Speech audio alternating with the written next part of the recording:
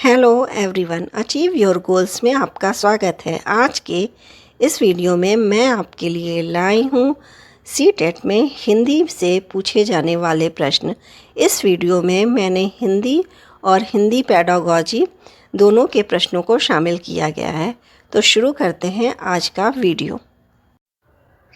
Question number 1, मातृभाषा की उपयोगिता से संबंधित विकल्प नहीं है। ऑप्शन ए, मातृभाषा बालकों के ज्ञान का विकास एवं चिंतन का साधन है। बी, मातृभाषा विचार विनिमय का साधन है। सी, मातृभाषा शिक्षा का सर्वश्रेष्ठ माध्यम है। डी, मातृभाषा प्रगति पथ की बाधक है। तो यहाँ पर क्वेश्चन में पूछा गया है मातृभाषा की उपयोगिता से संबंधित विकल्प नहीं है। तो कौन सा विकल्प नहीं है?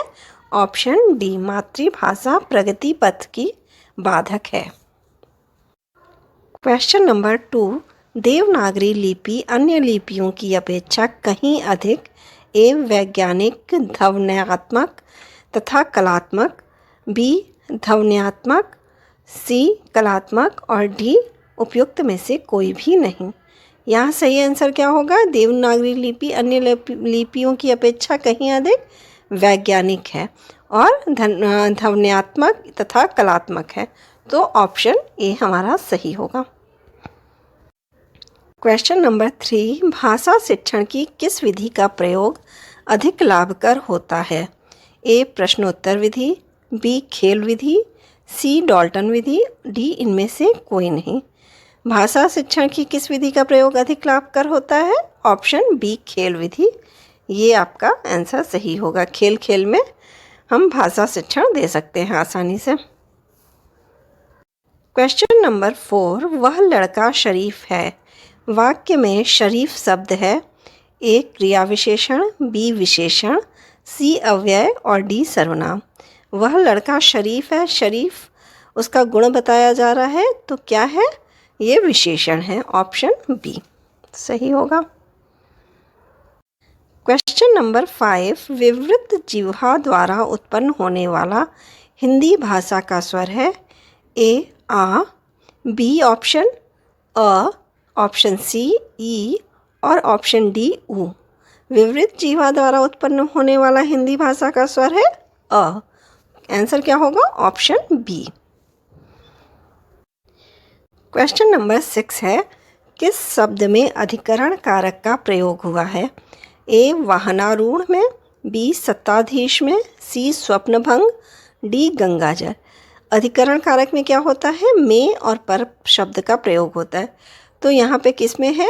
वाहनारूढ़ जो शब्द है उसमें क्या है? वाहन में रूढ़ मतलब वाहन पर बैठा हुआ। तो ऑप्शन ए हमारा सही होगा। क्वेश्चन नंबर 7, हिंदी शिक्षण को उन्नत बनाने का साधन है।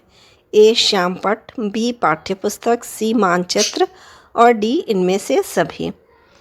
हिंदी शिक्षण को उन्नत बनाने का साधन क्या है?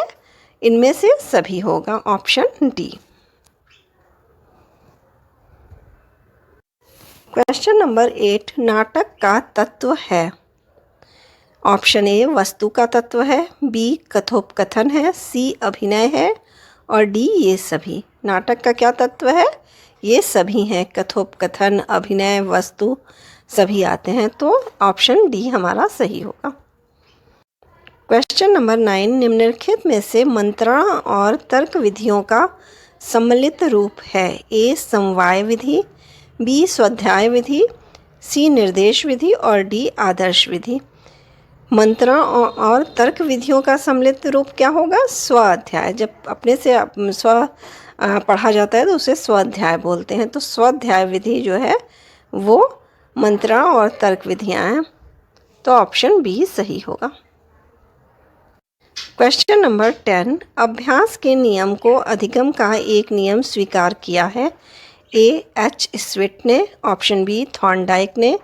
ऑप्शन सी, महाकवि माघ ने। ऑप्शन डी, कवि वृंद ने। सही आंसर क्या है? ऑप्शन बी, थॉर्नडाइक ने अभ्यास के नियम को अधिगम का एक नियम बताया है। क्वेश्चन नंबर 11, हिमाच्छादित शब्द में कौन सी संधि है? ऑप्शन ए गुण संधि, ऑप्शन बी वृद्धि संधि, ऑप्शन सी दीर्घ संधि और ऑप्शन डी यण संधि। हिमाच्छादित में कौन सी संधि है? दीर्घ संधि है, तो ऑप्शन सी हमारा सही होगा। क्वेश्चन नंबर 12, सभी विधियां असफल होने पर इस विधि का प्रयोग करना चाहिए। ऑप्शन ए उद्बोध विधि, बी प्रवचन विधि, सी स्पष्टीकरण विधि और डी इनमें से कोई नहीं। किस विधि का जब सारी विधियां असफल हो जाएं तो हमें स्पष्टीकरण विधि का प्रयोग करना चाहिए, तो ऑप्शन सी सही होगा। क्वेश्चन नंबर 13, निम्नलिखित में गद्य का शिक्षण उद्देश्य ज्ञानात्मक है। ए छात्रों को शब्द, सुक्ति, लोकोक्ति आदि का ज्ञान कराना, बी छात्रों को विभिन्न लेखन शैलियों का ज्ञान प्राप्त कराना, सी छात्रों को सांस्कृतिक, पौराणिक, धार्मिक विश्वासों का बोध कराना और डी उपयुक्त सभी। यहाँ पर गद्य, जब हम कोई प्रोज पढ़ते हैं, कोई कहानी पढ़ते हैं, तो हमें उससे क्या क्या चीज़ें सीखने को मिलता है। तो ये सारी लोकोक्तियाँ उसमें होती हैं, ज्ञान की बातें होती हैं, शब्द का ज्ञान होता है, लेखन शैली कैसी है सब पता चलता है, और कहानी जो धार्मिक है और पौराणिक है जिस टाइप की है तो उसके बारे में भी ज्ञान होता है, तो उपयुक्त सभी यहाँ सही होगा। क्वेश्चन नंबर 14, निम्नलिखित में से कौन सा विशिष्ट गुण शिक्षक को प्रेरणा का स्रोत बनने में सहायक है? ए व्यवहार कुशलता, बी उत्तम शिक्षण विधियों का ज्ञान, सी प्रभावशाली व्यक्तित्व और डी शैक्षिक सह शैक्षिक क्रियाओं में रुचि। क्या चीज़ कौन सा गुण जो है शिक्षक को प्रेरणा का स्रोत बनने में सहायक होगा? उसका प्रभावशाली व्यक्तित्व, तो ऑप्शन सी सही होगा। क्वेश्चन नंबर 15, पुनर्जन्म का संधि विच्छेद है। ए पुनर् प्लस जन्म, बी पुनः प्लस नरजन्म और सी है पुनः प्लस जन्म, डी पुनर् प्लस आजन्म। पुनर्जन्म का संधि विच्छेद क्या होगा? ऑप्शन सी पुनः प्लस जन्म।